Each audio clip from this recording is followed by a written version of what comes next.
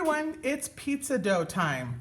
So what I have here is a dough bucket. You do not have to use a dough bucket. Use any bowl you want. Just make sure it's nice and big because you need to have room for it to rise.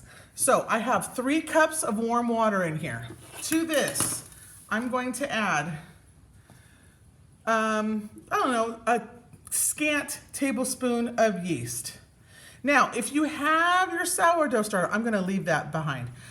If you have your sourdough starter, this is when you add your sourdough starter. Would I make pizza dough without yeast? Never. But your sourdough starter in here will give it a depth of flavor and a stretchability that is unsurpassed. So I would add about probably a cup of your sourdough starter and the yeast. In this particular instance, you want to add both. So to that, I'm just going to use my Danish dough whisk, and I'm going to stir that around.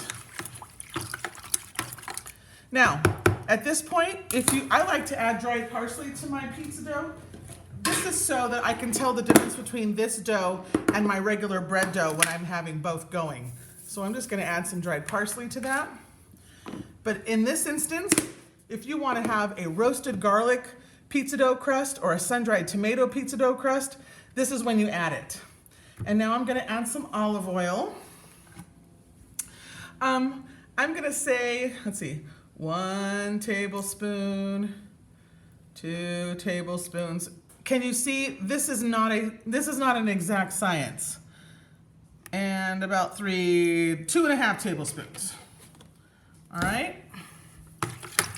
Anybody can do this. Stir that around a little bit. You do not have to proof yeast these days. The yeast companies are making this almost 100% foolproof. You don't have to add sugar and wait for it to foam. Just use it. If it's new and it hasn't been in your pantry for over a year, it'll be fine. So now I'm just going to use some plain flour. I'm going to lighten it first. This is a 2-cup measuring cup. Take it. 2,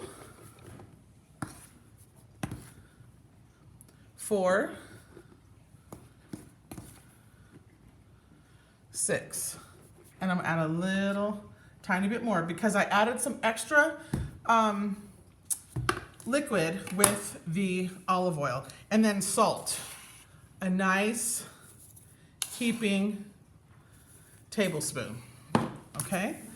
And I'm going to stir. This is a single batch for us. This will make about, I'm gonna say 4 round good sized thick pizzas or 6 to 7 14-inch. Oh, my videographer just said say 1 14-inch. So 4 14-inch pizzas. Yeah, they were 14 inches, huh? Yeah. About 14 to 16 inches. And or 1 gigantic pizza or a bunch of little small. It doesn't matter. But I usually double this, but there's only going to be 4 of us for dinner tonight, and we like leftover pizza. So I'll make sure this will make sure we have 4 really good size, maybe 6 thin crust because I like the thin crust pizzas, and we'll be good. So I'm just going to stir this together. I'm going to take, now that that's done, take this off, and I'm just going to get it together in here, and I'm not going to do much else with this. This is it. You're just going to put this in here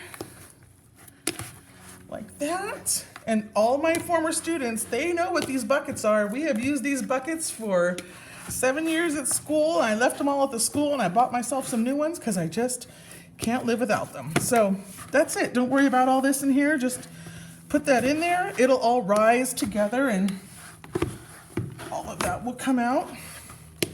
And that's it. That is your dough. It's soft. Let me get all that in there. Let's see.